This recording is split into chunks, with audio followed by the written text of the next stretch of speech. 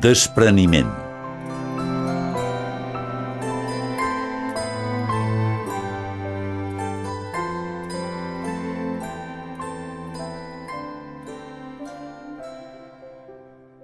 Aquell llindar de la Setmana Santa, tan pròxim ja al moment en què es va consumar sobre el Calvari la redempció de tota la humanitat, em sembla un temps particularment apropiat perquè tant tu com jo considerem per quins camins ens ha salvat Jesús nostre Senyor.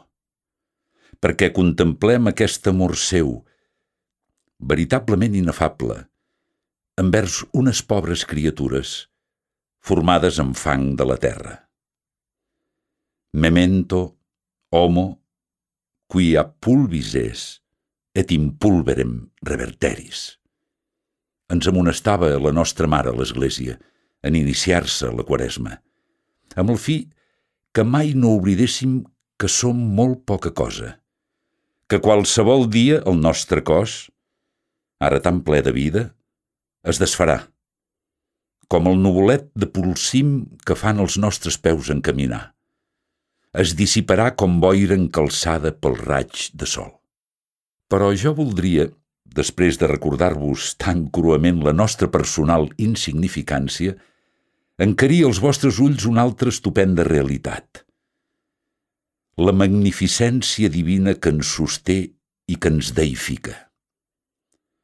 Escolteu les paraules de l'apòstol.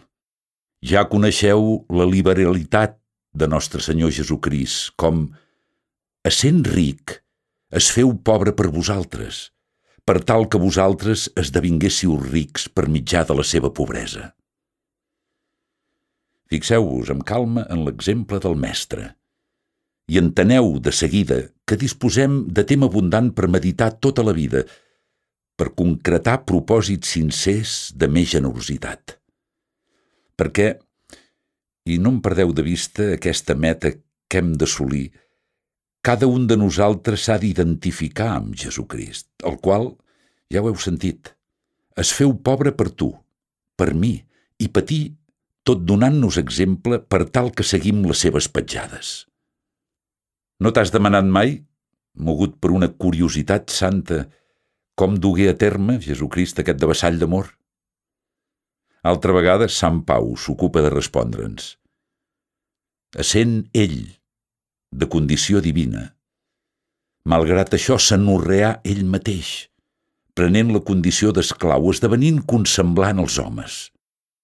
Fills, meravelleu-vos agraïts davant aquest misteri i apreneu tot el poder, tota la majestat, tota la bellesa, tota l'harmonia infinita de Déu, les seves grans i incommensurables riqueses, tot un Déu. Restà amagat en la humanitat de Crist per servir-nos. L'Omnipotent es presenta decidit a enfosquir la seva glòria durant un temps per tal de facilitar l'encontre redemptor amb les seves criatures. Déu, escriu l'evangelista Sant Joan, mai ningú no l'ha vist.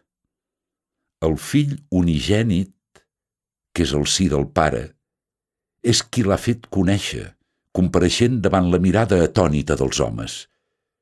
Primer com un nadó, a Betlem. Després, com un nen igual que els altres. Més endavant, en el temple, com un adolescent assenyat i espavilat. I, finalment, amb aquella figura amable i atraient del Mestre, que removia els cors de les multituds que l'acompanyaven entusiasmades. N'hi ha prou amb uns trets de l'amor de Déu que s'encarna i la seva generositat ens toca l'ànima, ens encén, ens empeny suaument a un dolor contrit pel nostre comportament mesquí i egoista en tantes ocasions. A Jesucrist no li fa res de rebaixar-se per elevar-nos de la misèria a la dignitat de fills de Déu, de germans seus. Tu i jo, en canvi, sovint ens enorgullim nèciament dels dons i talents rebuts, fins a convertir-los en pedestal per imposar-nos als altres. com si el mèrit d'unes accions, acabades amb una perfecció relativa, depengués exclusivament de nosaltres. Què tens tu que no ho hagi rebut de Déu? I si ho has rebut, de què presumeixes com si no ho haguessis rebut? En considerar la donació de Déu i el seu anorreament, parlo perquè ho meditem, pensant cadascú en ell mateix. La vanaglòria, la presumpció de superbiós es revela com un pecat horrible, justament perquè col·loca la persona a l'extrem oposat al model que Jesucrist ens ha assenyalat amb la seva conducta. Penseu, a poc. Ell es va humiliar, essent Déu. L'home, envanit pel seu propi jo, pretén d'enaltir-se a tota costa, sense reconèixer que és fet d'un dolent fang de càntir. No sé si us hauran contat, en la vostra infantesa, la faula d'aquell camperol al qual van regalar un faisà daurat. Passat el primer moment d'alegria i de sorpresa d'un tal obsequi, el nou amo mirà on el podria tancar. Al cap d'unes quantes hores, i després de molts dubtes i plans diferents, va decidir de ficar-lo al galliner. Les gallines, meravellades per la bellesa del nouvingut, giraven al seu voltant amb l'admiració de qui descobreix un semidéu. Enmig de tanta gatzara, va tocar l'hora de la pitança i, així que l'amo va deixar anar els primers grapats de segó, el faisà, famèlic per l'espera, es llançà àvidament a treure el ventre de pena. Davant un espectacle tan vulgar, aquell prodigi de formosor menjava amb la mateixa ànsia de l'animal més corrent, les desencisades companyes de corral es van enfurismar a cops de bec contra l'ídol caigut fins a arrencar-li totes les plomes. Ves si és trist l'esfondrament de l'egòlatra, tant més desastrós com més s'ha enfilat damunt les seves pròpies forces, confiat presumptuosament en la seva capacitat personal. Traieu-ne conseqüències pràctiques per a la vostra vida diària, tot sentint-vos dipositaris d'uns talents sobrenaturals i humans que heu d'aprofitar rectament, i rebutgeu el ridícul engany que hi ha quelcom que us pertoca, com si fos únicament el fruit del vostre esforç. Recordeu-vos que hi ha un sumant, Déu, del qual ningú no pot prescindir. Amb aquesta perspectiva, convenceu-vos que si de debò volem seguir el Senyor de prop i prestar un servei autèntic a Déu i a la humanitat entera, hem d'estar seriosament despresos de nosaltres mateixos, dels dons de la intel·ligència, de la salut, de l'honra, de les ambicions nobles, de triomf, dels èxits. Em refereixo, també, perquè fins aquí ha d'arribar la teva decisió, a aquestes il·lusions netes, amb les quals busquem exclusivament de donar tota la glòria a Déu i elevar-lo, ajustant la nostra voluntat a aquesta norma clara i precisa. Senyor, vull això o allò només si a vos us agrada, perquè si no, a mi, per què m'interessa?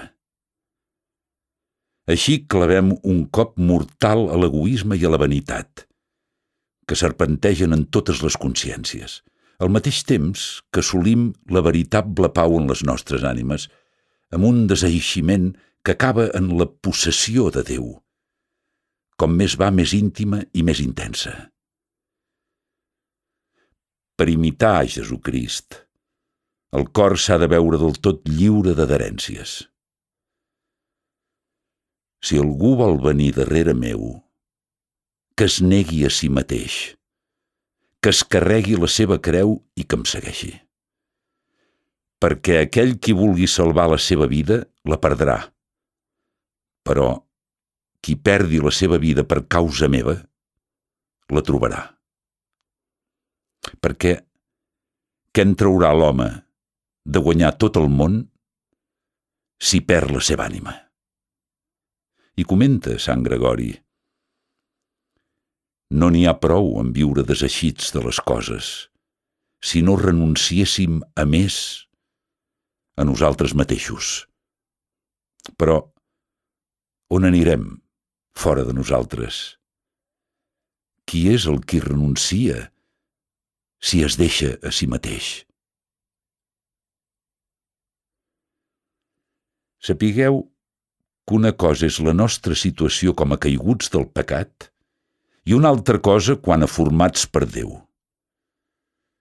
D'una forma hem estat creats i és en una altra que ens trobem a causa de nosaltres mateixos. Renunciem-nos, tocant allò en què ens hem convertit pecant i mantinguem-nos segons que hem estat constituïts per la gràcia. Així, el que ha estat superbiós, si convertit a Crist es fa humil, ja ha renunciat a si mateix. Si un luxuriós passa una vida de continència, també s'ha renunciat en allò que era abans. Si un avar ja no sent cobejança i en comptes d'apoderar-se d'allò que no és seu, comença a esdevenir generós amb les coses pròpies, certament s'ha negat a si mateix. Cors generosos, amb un despreniment de debò, demana el Senyor. Ho aconseguirem si deixem anar amb enteresa les amarres o els fils subtils que ens lliguen al nostre jo. No us amagaré que aquest determini demana una lluita constant, un salt per damunt de l'enteniment personal i de la pròpia voluntat. Un renunciament, en poques paraules, més ardu que l'abandó dels béns materials més cobejats. Aquesta generositat que el Mestre va predicar, que ell espera de tots els cristians, comporta necessàriament manifestacions externes. Jesucrist cepit facere et docere. Abans que amb la paraula, va anunciar la seva doctrina amb les obres. L'heu vist néixer en un estable, en la fretura més absoluta, i l'heu vist reclinat damunt la palla d'una menjadora fent els seus primers sons a la terra. Després, durant els anys dels seus itineraris apostòlics, entre molts d'altres exemples, recordareu la clara advertència a un dels qui es van oferir per acompanyar-lo com a deixeble. Les guineus tenen caus i els ocells del cel nius, però el fill de l'home no té on reclinar el cap. I no deixeu de contemplar aquella escena que recull l'Evangeli en què els apòstols, per apaivagar la fam, arrenquen pel camí un dissabte unes espigues de blat. Hom pot dir que Nostre Senyor, davant de la missió rebuda del Pare, viu el dia, tal i com ho aconsellava en una de les ensenyances més suggestives que sortiren de la seva boca divina.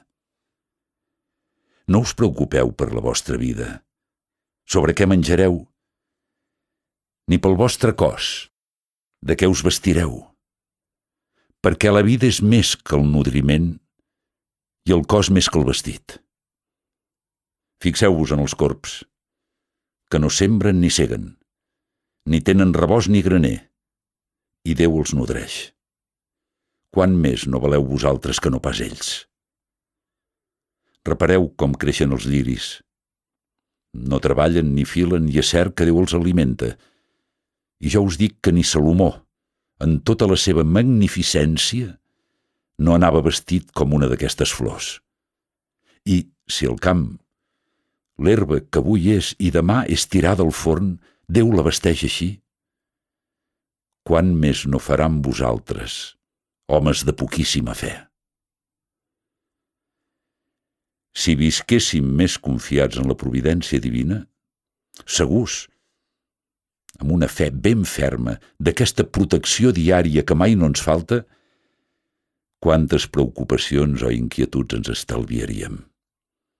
Desapareixerien tot de quimeres que, en frase de Jesús, són pròpies dels pagans, dels homes mundans, de les persones que són mancades de sentit sobrenatural. Jo voldria en confidència d'amic, de sacerdot, de pare, portar-vos a la memòria en cada circumstància que nosaltres, per la misericòrdia de Déu, som fills d'aquest Pare nostre totpoderós, que és al cel i alhora en la intimitat del cor. Voldria gravar al foc en la vostra ment que tenim tots els motius per caminar amb optimisme per aquesta terra, amb l'ànima ben deseixida de tantes coses que semblen imprescindibles, ja que prou sap el vostre Pare què necessiteu. I ell proveirà. Creieu-me que solament així ens comportem com a senyors de la creació i evitarem el trist esclavatge en què tants cauen perquè obliden llur condició de fills de Déu, en l'afany per un demà o per un després que potser n'hi arribaran a veure. Deixeu-me que us manifesti, una altra vegada, una miqueta de la meva experiència personal. Us obro l'ànima en la presència de Déu, persuadit absolutament que no sóc model de res, sinó que sóc un parrac, un pobre instrument sord i inepte que el Senyor ha utilitzat perquè es comprovi amb més evidència que ell sap escriure perfectament amb el petge d'una taula. En parlar-vos de mi, doncs, no em passa pel cap, ni de ben lluny, el pensament que en la meva actuació hi hagi gens de mèrit meu. I encara menys pretenc d'imposar-vos que camineu per on el Senyor m'ha portat a mi, ja que molt bé podria esdevenir-se que el Mestre no us demani a vosaltres allò que a mi m'ha ajudat tant a treballar sense entrebancs en aquesta obra de Déu, a la qual he dedicat tota la meva existència. Us asseguro, ho he tocat amb les meves mans, ho he contemplat amb els meus ulls, que si confieu en la divina providència, si us abandoneu en els seus braços omnipotents, mai no us faltaran els mitjans per servir Déu. L'Església Santa, les ànimes, sense deixar cap dels vostres deures. I gaudireu, a més, d'una joia i d'una pau que mundus dare non potest, que la possessió de tots els béns terrenals no pot donar. Des del començ de l'Opus Dei, el 1928, deixant a part que no comptava amb cap recurs humà, mai no he manejat personalment ni un cèntim. Ni tampoc no he intervingut directament en les lògiques qüestions econòmiques que sorgeixen en la realització de qualsevol tasca en què participin criatures, homes de carn i ossos, i no àngels, a qui calen instruments materials per fer eficaçment la seva feina. L'Opus Dei ha necessitat, i em sembla que necessitarà sempre, fins a la fi dels temps, la col·laboració generosa de molts per sostenir les obres apostòliques. D'una banda, perquè aquestes activitats mai no són rendibles. De l'altra, perquè encara que augmenti el nombre dels qui cooperen i el treball dels meus fills, si hi ha amor de Déu, l'apostolat s'eixampla i les demandes es multipliquen. Per això, en més d'una ocasió, he fet riure els meus fills, ja que mentre els impulsava durament perquè responguessin fidels a la gràcia de Déu, els animava a encarar-se descaradament amb el Senyor, demanant-li més gràcia i els diners, comptants i efectius, que urgien. Els primers anys ens mancava allò que era més indispensable.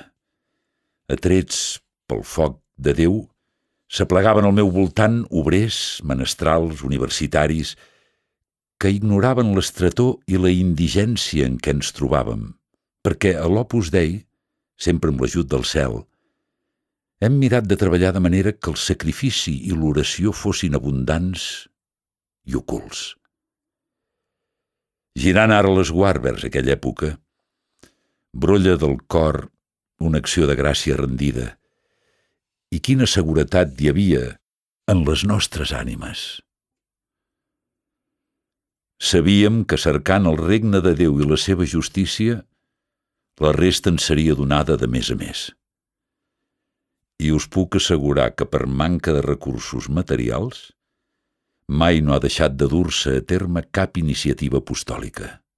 En el moment just, d'una forma o d'una altra, el nostre Pare Déu amb la seva providència ordinària ens facilitava el que calia, per tal que veiéssim que ell és sempre bon pagador. Si voleu actuar a cada moment com a senyors de vosaltres mateixos, us aconsello que feu tot el que pugueu per estar despresos de tot, sense por, sense temences ni recels. Després, quan atengueu i compliu les vostres obligacions personals, familiars, empreu els mitjans terrenals honestos amb rectitud, pensant en el servei a Déu, a l'Església, als de casa vostra, a la vostra feina professional, al vostre país, a la humanitat entera. Mireu que allò que importa no es concreta en la materialitat de posseir tal cosa o bé de mancar de tal altra, sinó en captenir-se segons la veritat que ens ensenya la nostra fe cristiana. Els béns creats són solament això, mitjans. Rebutgeu, doncs, els mirallets de considerar-los com quelcom definitiu. No us amuntegueu tresors a la terra, on el corc i el rovell els malmeten i on els lladres furguen i els roben. Més aviat amuntegueu-vos tresors al cel, on ni el corc ni el rovell no els malmeten i on els lladres ni furguen ni els roben. Que allí on tens el tresor, allí tindràs també el cor. Quan algú centra la seva felicitat exclusivament en les coses d'aquí baix, he estat testimoni de veritables tragèdies, perverteix el seu ús raonable i destrueix l'ordre disposat sàviament pel Creador. Aleshores el cor resta trist i insatisfet. S'endinsa per camins d'un descontentament etern i acaba esclavitzat ja a la terra, víctima d'aquests mateixos béns que potser han estat obtinguts amb esforç i renúncia sense fi. Però, per damunt de tot, us recomano que no oblideu mai que Déu no cap, no habita en un cor enfangat per un amor sense ordre, tosc i inútil. Ningú no pot servir dos senyors, perquè o bé avorrirà l'un i s'afeccionarà a l'altre, o bé estimarà el primer i menysprearà l'altre. No podeu servir Déu i les riqueses. Ancorem, doncs, el cor en l'amor capaç de fer-nos feliços. Desitgem els tresors del cel.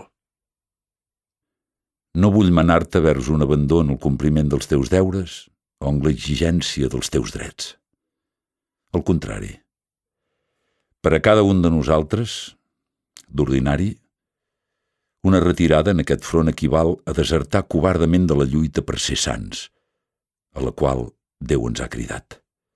Per això, amb seguretat de consciència, has de tenir la falera, especialment en la teva feina, per tal que ni a tu ni als teus us falti mai el que convé per viure amb una cristiana dignitat. Si en cap moment experimentes en la teva carn el pes de la indigència, no te n'entristeixis ni t'hi rebel·lis.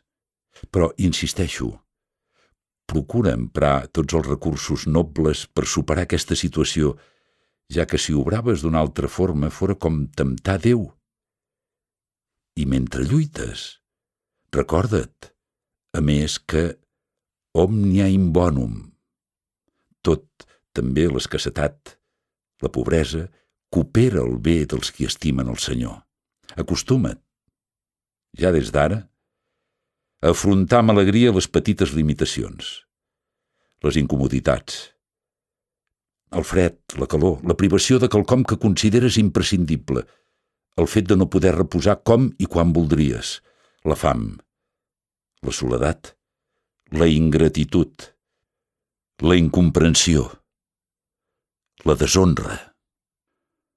Nosaltres som uns homes del carrer, cristians corrents, immergits en el torrent circulatori de la societat.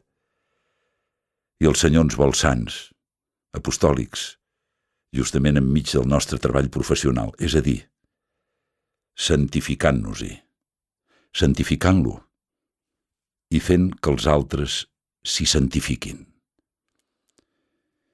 Convenceu-vos que és en aquest ambient que us espera Déu amb una sol·licitud de pare, d'amic. I penseu que amb el vostre quefer professional realitzat amb responsabilitat, a més de sostenir-vos econòmicament, presteu un servei directíssim al desenvolupament de la societat. Alleugeu també tantes de les càrregues dels altres i manteniu tantes altres obres assistencials a un nivell local i universal en favor dels individus i dels pobles menys afavorits.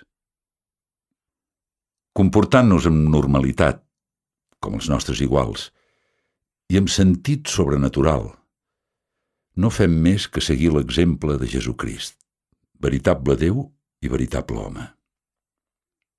Fixeu-vos que tota la seva vida és plena de naturalitat. Passa 6 lustres ocult, sense cridar l'atenció, com un treballador més, i el coneixen al poblet com el fill del fuster. Al llarg de la seva vida pública, tampoc no s'hi veu res que desentoni, per estrany o per excèntric.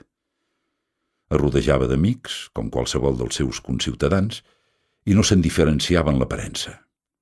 Talment que Judes, per assenyalar-lo, necessita concertar una pista. Aquell que jo besaré és ell. No hi havia en Jesús cap indici extravagant. A mi m'emociona aquesta norma de conducta del nostre mestre, que passa com un de més entre els homes.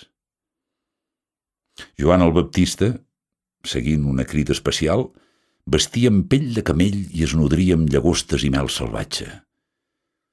El Salvador usava una túnica d'una sola peça. Menjava i bevia igual que els altres. S'emplenava de joia amb la felicitat d'altri. Es commovia davant el dolor del proïsme.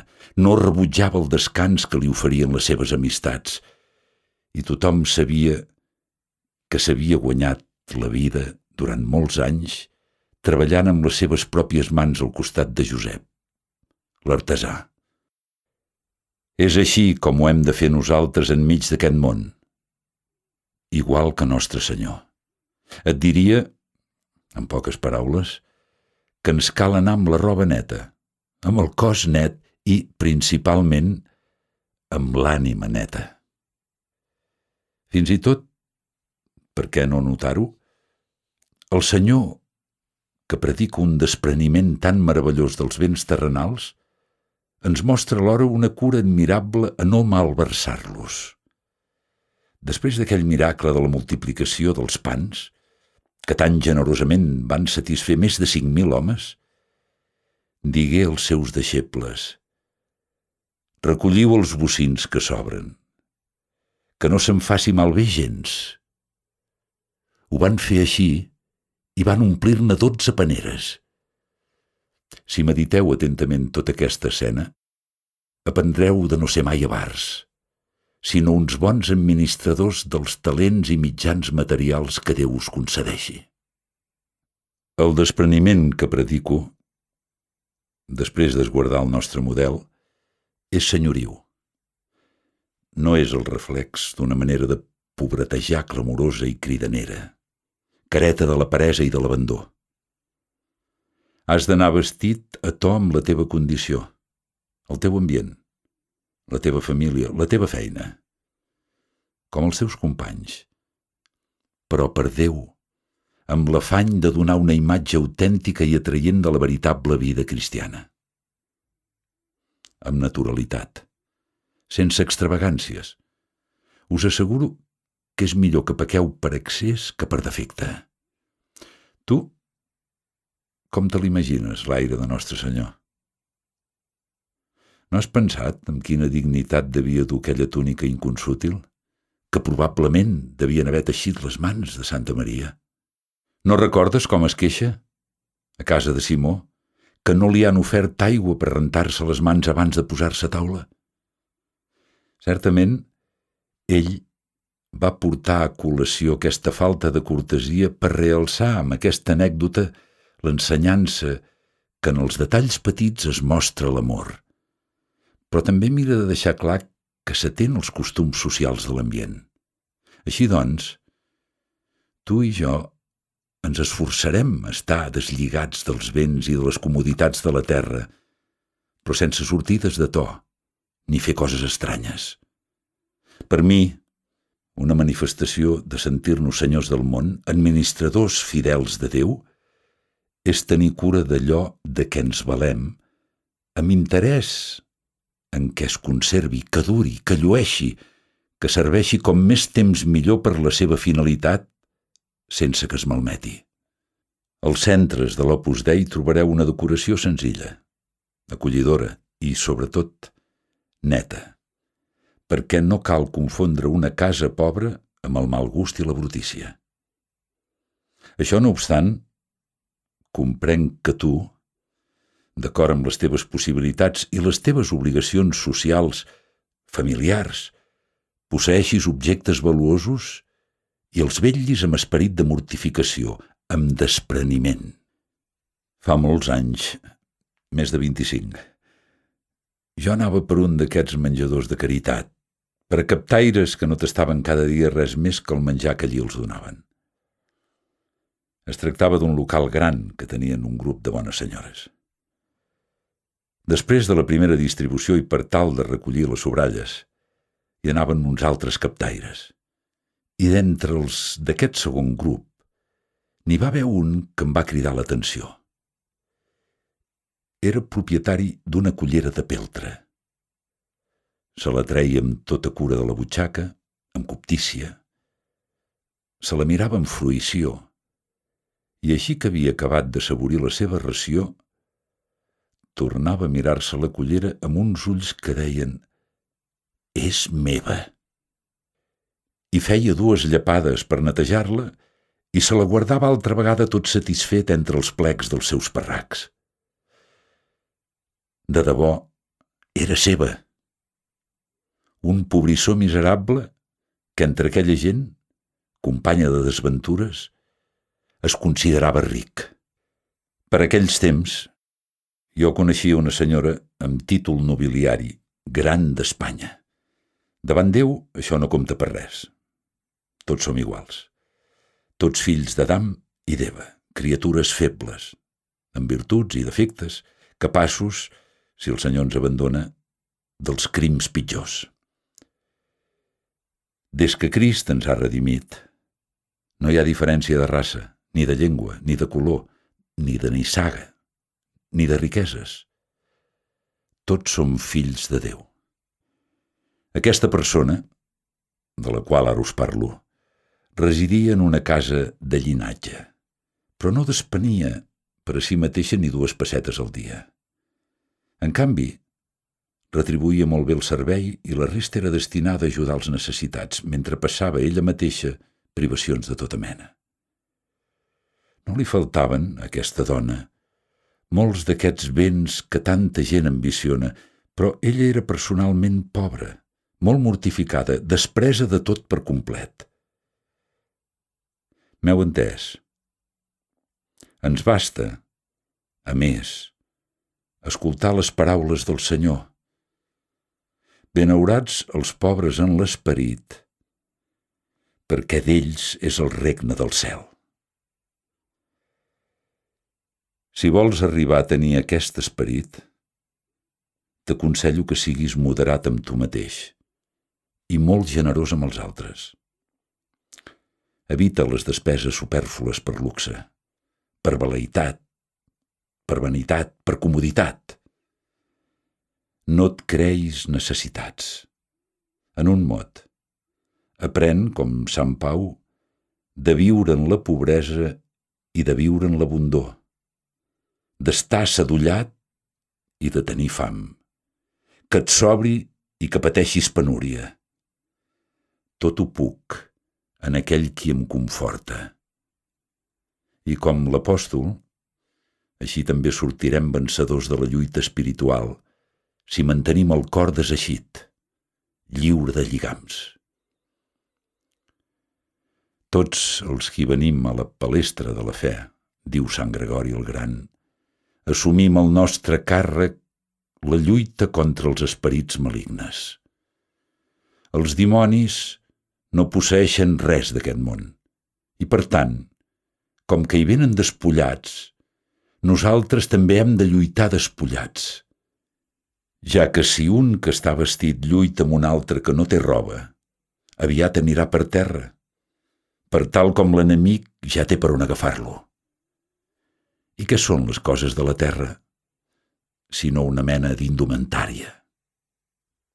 Dins aquest marc de despreniment total que el Senyor ens demana, us assenyalaré un altre punt que té una importància particular. La salut. Ara, la major part de vosaltres sou joves. Travesseu aquesta etapa formidable de plenitud de vida, que sobreïx d'energies. Però passa el temps i implacablement comença a notar-se el desgast físic. Venen en acabat les limitacions de la maduresa. I per últim, les xacres de la vellesa. A més, qualsevol de nosaltres, en qualsevol moment, es pot posar malalt o patir algun trastorn corporal. Solament si aprofitem amb rectitud, cristianament, les èpoques de benestar físic, els bons temps, acceptarem també amb una alegria sobrenatural els esdeveniments que la gent equivocadament qualifica de dolents. Sense aturar-me en gaires detalls, desitjo transmetre-us la meva experiència personal. Mentre estem malalts, podem ésser uns pesats, que no m'atenen bé, que ningú no es preocupa per mi, que no tenen cura de mi com em mereixo, que ningú no m'entén. El dimoni, que sempre està a l'aguait, ataca per qualsevol flanc. I en la malaltia, la seva tàctica consisteix a fomentar una mena de psicosi que parti de Déu, que amargui l'ambient o que destrueixi aquest tresor de mèrits que, per a bé de totes les ànimes, hom assoleix emportar amb optimisme sobrenatural, quan s'estima, el dolor. Per tant, si és voluntat de Déu que ens arribi la urpada de l'aflicció, preneu-vos-ho com a senyal que ens consideren madurs per associar-nos més estretament a la seva creu redemptora. Cal, doncs, una preparació remota, feta cada dia amb un sant deseiximent d'un mateix, per tal de disposar-nos a suportar amb posat alegre, si el Senyor així ho permet, la malaltia o la desventura. Serviu-vos ja de les ocasions normals, d'alguna privació, del dolor en les seves petites manifestacions habituals, de la mortificació, i poseu en exercici les virtuts cristianes. Ens hem d'exigir en la vida quotidiana, a fi de no inventar-nos falsos problemes, necessitats artificioses, que en últim terme venen de l'enveniment, del capritx, d'un esperit regalat i peresós. Hem d'anar cap a Déu amb passos ràpids, sense pesos, morts ni noses que facin difícil la marxa. Justament perquè la pobresa d'esperit no consisteix a no tenir, sinó a estar deslligats de debò. Hem de romandre amatents per no enganyar-nos amb motius imaginaris de força major. Cerqueu allò que sigui suficient. Cerqueu allò que basti i no vulgueu res més. Tot el que sobrepassi és angoixa, no alleujament. En comptes d'aixecar-nos, ens deixa apesarats. Si descendeixo en aquests consells, no em baso en situacions estranyes, anormals o complicades. Sé d'algú que feia servir, com a registres per als llibres, uns papers en què escrivia algunes ejaculatòries que l'ajudaven a mantenir la presència de Déu. I li va venir el desig de conservar amb afecte aquell tresor, fins que es va adonar que s'estava afeccionant massa a aquells paperets. Ja veieu quin model de virtuts. No em faria res de manifestar-vos totes les meves misèries si això us havia de servir d'alguna cosa. Estiro tant els records perquè a tu potser et passa el mateix.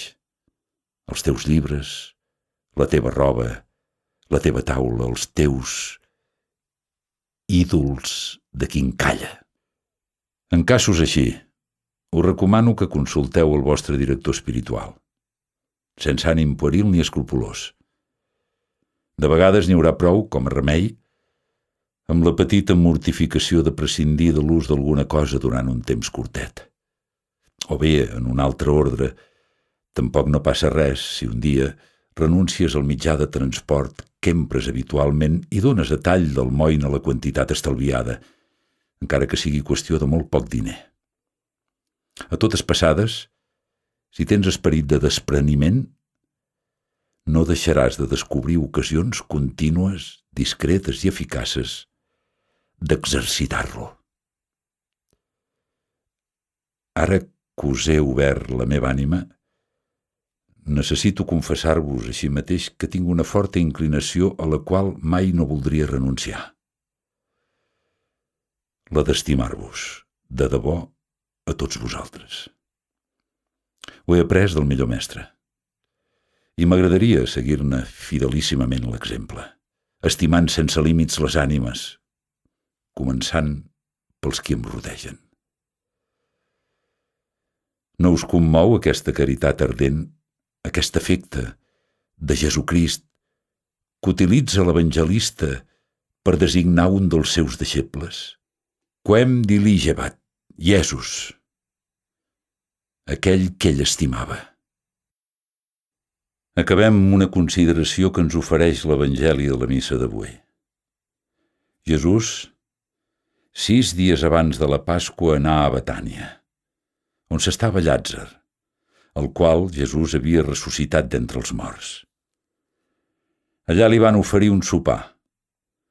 Marta servia i Llàtzer era un dels qui seien a taula amb ell. Aleshores, Maria prengué una lliura de perfum de nard autèntic i costosíssim, ungí amb ell els peus de Jesús i els eixugà amb els seus cabells, i la casa s'omplí de l'olor del perfum. Quina prova tan clara de magnanimitat d'aquell malbaratament de Maria. Judas es queixa que s'hagi malgastat un perfum que valia, amb la seva cobdícia ho ha calculat molt bé, almenys 300 denaris. El veritable despreniment ens mena a ésser molt generosos amb Déu i amb els nostres germans, a moure'ns, a buscar recursos, a gastar-nos per ajudar els qui passen necessitat. Un cristià no es pot conformar amb un treball que li permeti de guanyar prou per viure en ell i els seus. La seva grandesa de cor l'impulsarà a posar tot l'esforç per al sosteniment dels altres, per un motiu de caritat i per un motiu de justícia, com escrivia Sant Pau als de Roma. La Macedònia i l'Acaia, com a mostra de solidaritat, han decidit voluntàriament de fer una col·lecta destinada als pobres que hi ha entre els sants de Jerusalem. Els ha plagut així i, a més, tenien certament un deute amb ells, ja que, si els gentils van esdevenir partícips dels seus béns de l'esperit, cal que els ho retornem ajudant-los amb béns materials. No siguem mesquins ni gasius amb qui s'ha accedit amb nosaltres tan generosament, fins a donar-se del tot, sense mida. Penseu, quant us costa, també econòmicament, ésser cristians? Però, sobretot, no oblideu que Déu estima el qui dona amb alegria. D'altra banda, És prou poderós el Senyor per assadollar-vos de tot bé, així que sempre contents de tenir prou de tot, en tingueu de sobres per exercitar tota mena d'obres bones. En apropar-nos, aquesta Setmana Santa, als dolors de Jesucrist, demanem a la Verge Santíssima que, com ella, sapiguem també nosaltres ponderar i conservar totes aquestes ensenyances en els nostres cors.